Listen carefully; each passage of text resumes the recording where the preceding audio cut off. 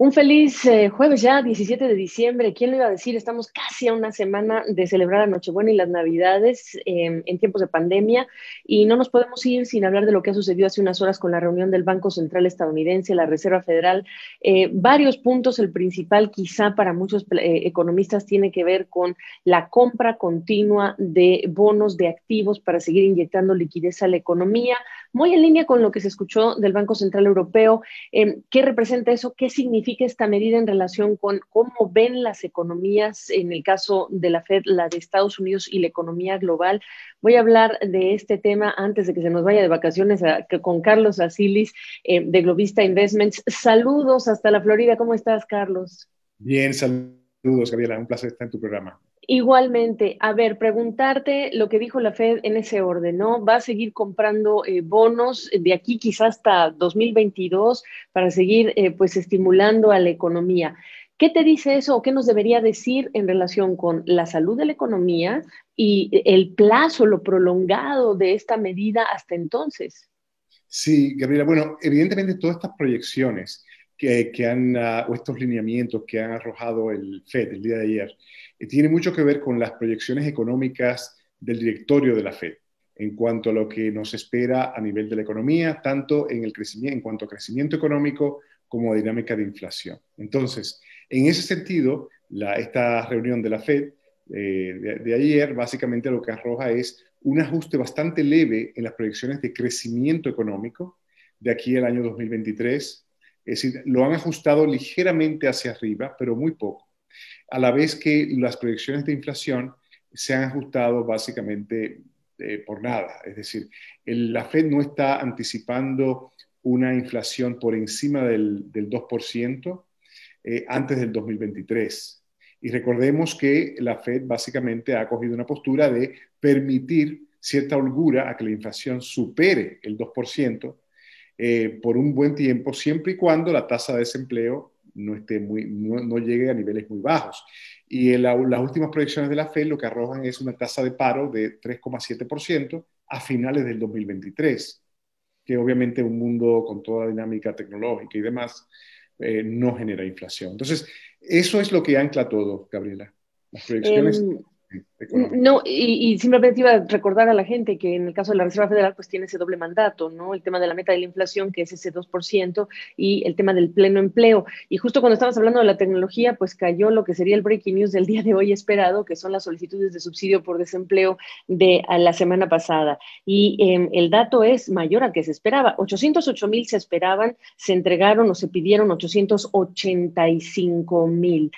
¿En qué etapa se encuentra la economía estadounidense? Tienes la muy buena noticia, Moderna está en este momento analizándose por parte de la FDA, ya está en proceso de inyectarse al personal de la salud la vacuna de Pfizer-BioNTech, pero tienes estos contagios en California brutales, en otros lugares igualmente las curvas en ascenso y estos datos de hoy. Efectivamente, la economía en el muy corto plazo, Gabriela, efectivamente está atravesando por una fase bajista, una fase de desaceleración, por varios motivos. En primer orden, por esta segunda ola de infección que está atravesando el mundo, que quizás va a ser más elongada como resultado de esta expectativa o esta mentalidad de los seres humanos de que ya que hay vacuna, vamos a bajar la guardia, y eso obviamente en el corto plazo redundará en un nivel de infección mayor, con lo cual obviamente las autoridades tienen que responder a ello con un niveles de cierre mayor de la economía, de las economías, y eso redunda de forma adversa en los indicadores económicos. De hecho, las últimas cifras de ayer de las ventas al detalle sorprendieron también a la baja. Los datos de Black Friday, de las ventas de Thanksgiving, sorprendieron a la baja, y como bien mencionas, las últimas datos ¿no? de los reclamos, ¿no? por seguro de desempleo han sorprendido de forma negativa. Entonces, yo creo que la economía se encuentra en una coyuntura bajista de corto plazo. Obviamente, segunda mitad del año próximo, veremos un fortalecimiento sostenido. Pero el primer semestre o el primer trimestre del año próximo, del 21, puede sorprender a la baja. Como ya incluso lo están estimando algunos analistas, JP Morgan, por ejemplo, está hablando de una W, ¿no? De una posible recaída en los datos de crecimiento económico del primer trimestre. Así que tienes esa combinación de en el mediano largo plazo sí llega el rebote, pero de momento lo que no queríamos pues podría producirse, que es esa W, ¿no? Exacto, exactamente. Y luego el tema, también hay otro tema de más largo plazo. Es decir, en el corto plazo comparto esas proyecciones de los economistas de Morgan. En cuanto a la segunda mitad del año próximo, Gabriela, y este proceso de normalización de la economía, la gran interrogante, una de las grandes interrogantes va a tener que ver con qué cambios conductuales va a manifestar el consumidor a nivel mundial luego de atravesar por este periodo, esta fase de trauma colectivo que ha representado la era pandémica en cuanto a los patrones de consumo. La tasa de ahorro se va a disparar o va a promediar niveles mayores de lo histórico, se va a consumir menos, se va a consumir menos de algunos rubros que otros. Es decir, la respuesta a muchas de estas preguntas no las tendremos sino hasta finales del año próximo. Bueno, y entre ellos los hábitos que están inculcándonos las compañías que dicen no vamos a regresar a la oficina, sino hasta quizá mediados de año, lo que le pone pues una soga al cuello a muchos negocios, ¿eh? Yo no sé tú, pero por ejemplo nosotros las mujeres ya no necesitamos los tacones necesariamente, la ropa de vestir para oficina ya no es tan indispensable, entonces tú estás viendo reflejarse eso en los chapters 11 que encuentras de varias tiendas que se dedican a ese negocio en particular, por dar un ejemplo, ¿no?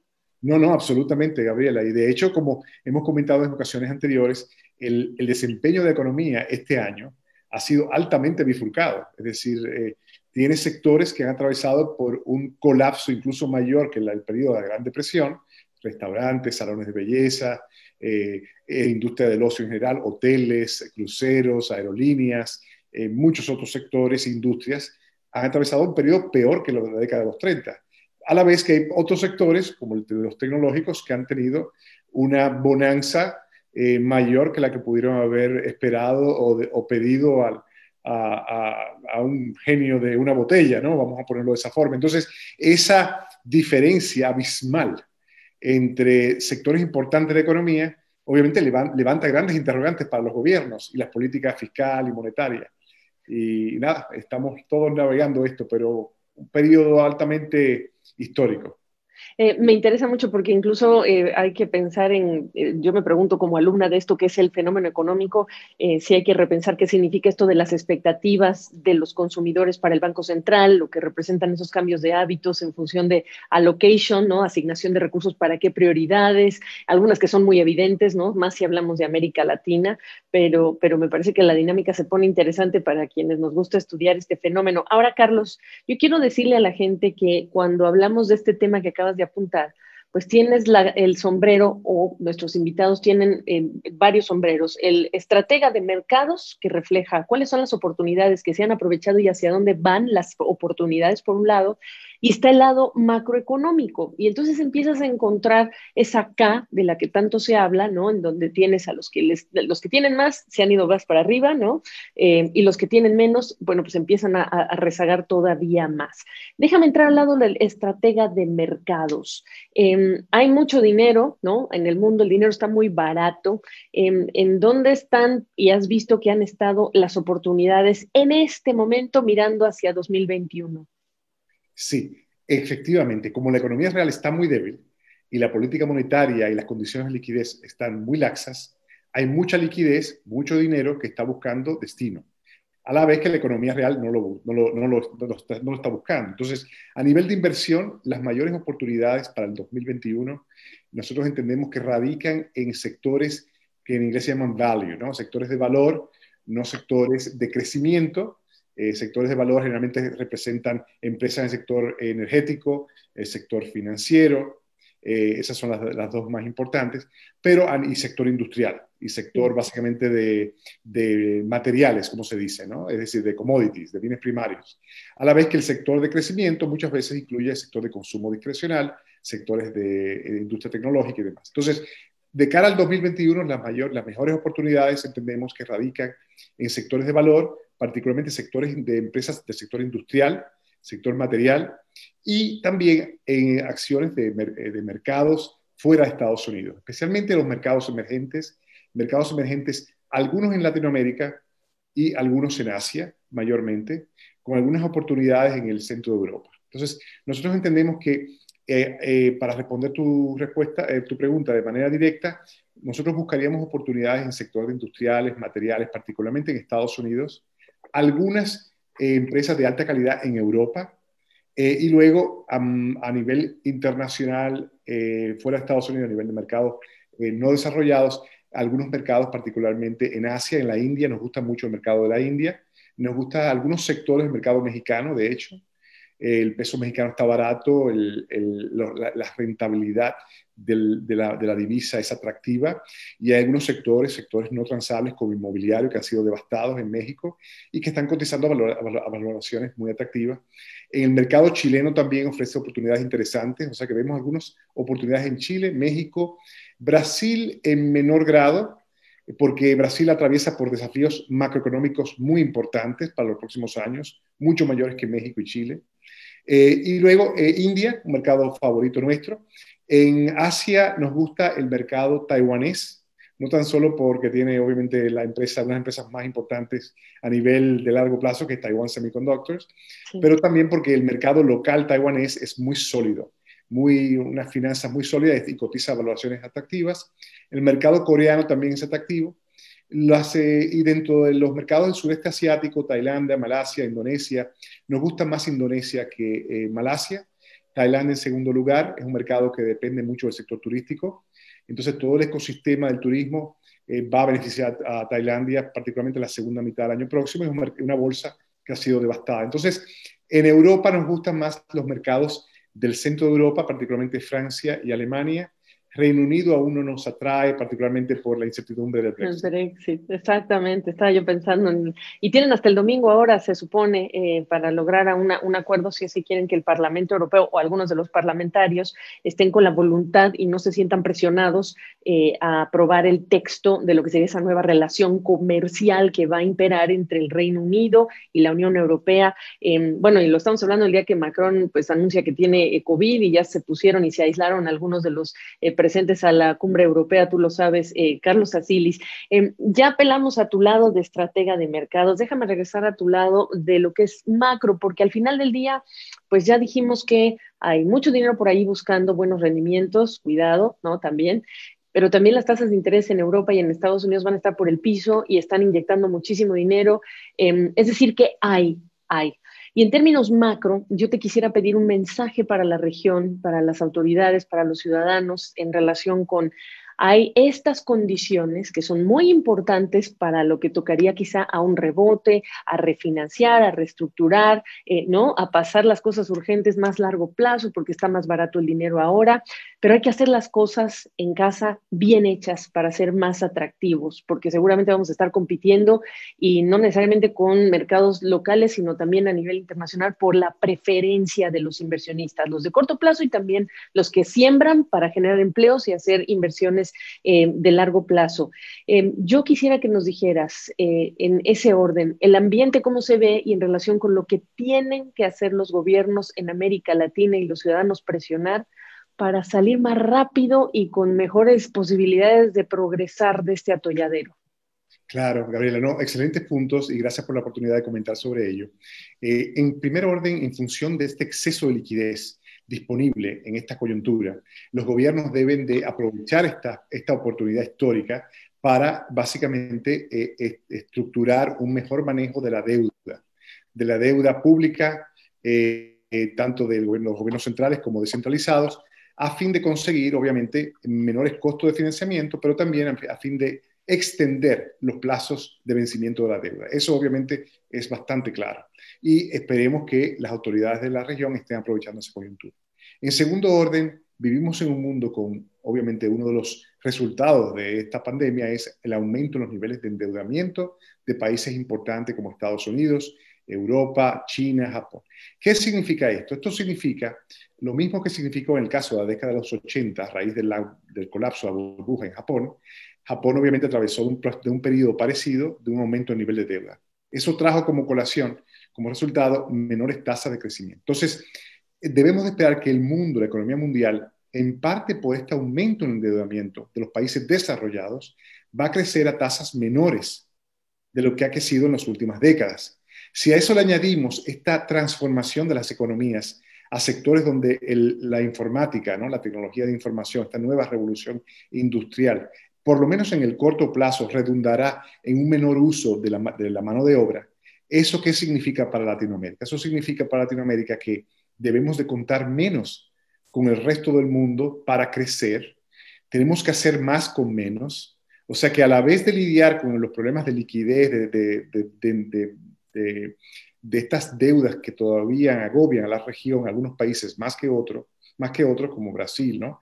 Debemos aprovechar de la coyuntura para lidiar, conseguir, como se dice en inglés, un runway mayor, ¿no? Una visibilidad Así. a más largo plazo, con costo menor, pero eso no se va a conseguir grandes reducciones de costos, sino mayor tiempo para poner la casa en orden y hacer más con menos. Entonces, aquí estamos hablando de transparencia, inyectar mayor grado de transparencia. Todos sabemos que los multiplicadores del gasto público en la región latinoamericana son de los menores del mundo, segundo quizás luego de África, donde quizás por $1 o $1 en gasto público lo que finalmente llega, ¿no?, al valor agregado es en el caso de Brasil ha habido muchos estudios, un 5%, en el caso de México, otros países quizás un 10, un 15%. Entonces tenemos que reestructurar.